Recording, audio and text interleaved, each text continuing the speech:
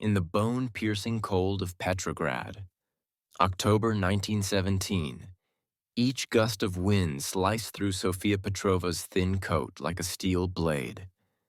She crouched on the threadbare rug of her family's cramped apartment, every exhalation a ghostly plume in the candle's sickly glow.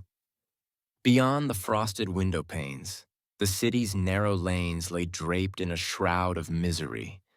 Collapsed carts, half-starved dogs picking at scraps, and shutters rattling under the weight of revolution. Food was a myth, hope a dying ember. The Great War had sucked Russia dry, leaving empty bellies and hollow eyes. Even Petrova, Sofia's father, arrived home each night with frozen cheeks and haunted eyes. He worked in the knotty mills by day and whispered of strikes, barricades, and the swelling anger in the factories. "The Tsar's heart is iced shut," He'd grunt, voice trembling. "but soon ice cracks. Something violent is coming, Sofia." At 14, Sofia's brother Misha had been swept into that storm of anger, into the February Revolution that toppled centuries of Romanov rule. She remembered that brief blaze of hope, the street lamps strung with red ribbons, the roar of soldiers cheering for liberty. But she also remembered her mother's hollow stare as she ladled a single spoonful of watery soup. "No Tsar," Elena whispered. "but no bread either." On October 25th, the moment arrived. Sofia set out for the neighborhood pump, hands wrapped in ragged cloth. The Winter Palace loomed ahead, its mint-green facade mocking the chaos at its gates. A carpet of snow, stained with oil and blood, led to the grand steps. Voices thundered. Soldiers in moth-eaten tunics, some with blood-red armbands, marched like phantoms, rifles slung over their shoulders. They chanted Lenin's name. Lenin, the man who promised a world of workers and wheat. Yet Sofia's stomach twisted with doubt. Could words fill the empty trough of her belly? She slipped behind an overturned cart as volleys of gunfire cracked through the dusk. Bits of plaster showered the street. Flames leapt from shattered windows. The Bolsheviks, driven by Lenin's furious idealism and Trotsky's iron will, were storming the palace. A shell of the old world was collapsing under a hail of bullets. A young soldier, barely older than Misha, caught sight of her. His eyes were kind but fierce. "Child, get back!" He barked, hauling her to her feet. "This blood is not yours." He shoved her toward safety, and she fled, her bucket rattling and sloshing icy water onto her boots. Behind her, the palace gates collapsed under the rebel assault. At home, Misha paced the single room, his breath coming in ragged gasps of excitement. "They've seized the palace. The Bolsheviks hold the Winter Palace. Lenin commands now, no more war, no more hunger." He grinned, but Elena's face was ashen. She stirred a pot of meager broth, her spoon slicing the surface like a shovel in grave soil. "Quiet, Misha. Revolutions drink blood before dawn. Promises taste sweet, but their aftermath turns bitter." That night, Sofia lay frozen on her pallet, every distant shout a hammer blow to her heart. The next morning, Misha dragged her into a crowded courtyard where a Bolshevik orator stood atop a crate, crimson flag crackling in the wind. "Comrades, the workers' revolution is triumphant. Land for peasants, factories for the proletariat. Peace at last." The crowd roared, but Sofia saw more vacant stares than raised fists. Mothers held infants, faces drawn like parchment. She tugged on Misha's sleeve. "Will they really give us bread?" He threw back his head and laughed, a sound brittle as cracked ice. "Lenin swears it." Weeks slithered by like starving rats. Bread did not come.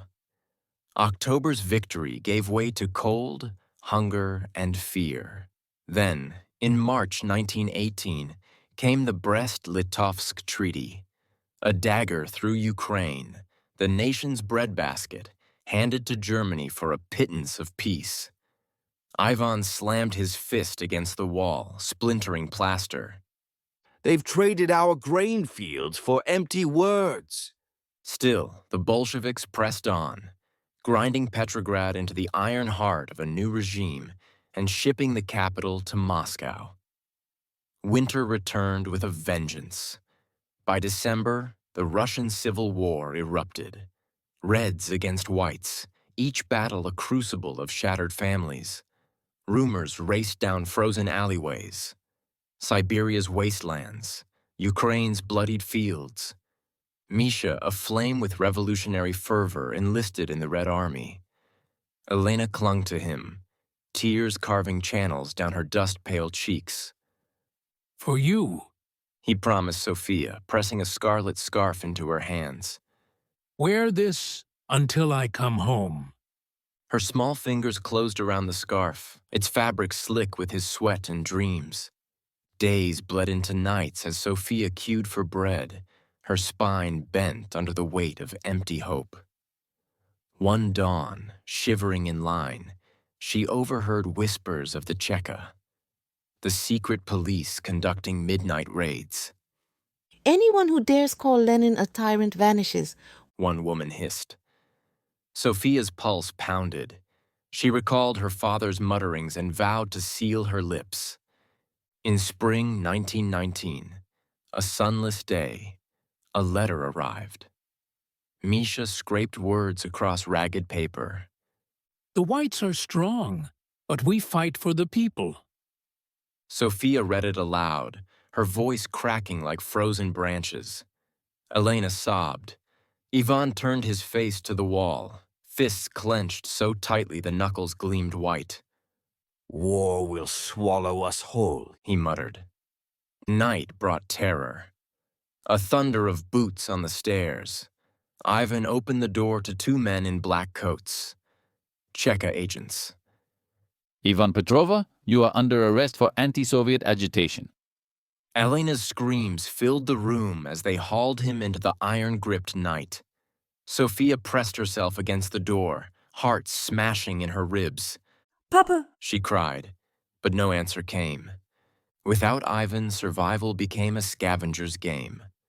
Sofia found work sweeping the icy floors of a state-run factory, where Bolshevik posters loomed like painted overseers.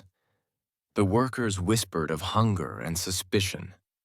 An old seamstress, Maria, confided bitterly. Under the Tsar we starved, but at least we trusted no neighbor. Sofia's eyes stung. Trust was a luxury even the revolution could not provide. 1920 dawned in a haze of blood and frost. Word came that the Reds were clinching victory. Sofia dared to hope that Misha, her last tether to this fractured world, might return. She wore his red scarf, faded and frayed, like a prayer against the cold. Then a plain typed letter arrived, not from Misha, but a comrade. He had fallen near Tsaritsyn. Sofia's world shattered. She stumbled to the frozen banks of the Neva River, clutching the scarf until her fingers bled. Her sobs echoed across the ice. Dreams of a brighter world drowned in that black, icy water. By 1921, the Civil War's roar began to fade. The Bolsheviks, hardened by slaughter, rolled out the new economic policy: permission for small trade, rationed hope. A loaf of bread grazed Sofia's table, but it could not fill the cavern left by two deaths. Her father led away by the Cheka, her brother cut down by the revolution he so loved. Years later, Sofia, no longer a frightened girl, but a woman etched by loss, remembered that red winter with a pulse of ice in her veins. The Bolsheviks won, but their victory was baptized in blood. Millions perished, families shattered, a nation remade on the anvil of sacrifice. She kept Misha's scarf in a glass box, a relic of promise and pain. Bread, peace, land. The revolution had offered them all, then crushed them beneath its iron heel. Change demanded a price, and Russia had paid with its children. Aftermath, the consequences or results of an event, often negative. The aftermath of the storm left the village in ruins. Crucible, a situation of severe trial or a place of intense conflict. The war was a crucible that tested the nation's endurance. Fervor, intense passion or enthusiasm. Her fervor for the cause inspired others to join the protest. Meager, lacking in quantity or quality, insufficient. The meager harvest left the family hungry for weeks. Orator, a skilled public speaker. The orator captivated the crowd with her powerful words. Proletariat, the working class, especially in Marxist theory. The proletariat demanded fair wages and better conditions. Threadbare, worn out, thin, or shabby, often referring to fabric or ideas. His threadbare coat offered little protection from the cold. Volleys, a series of shots or attacks fired or launched at once.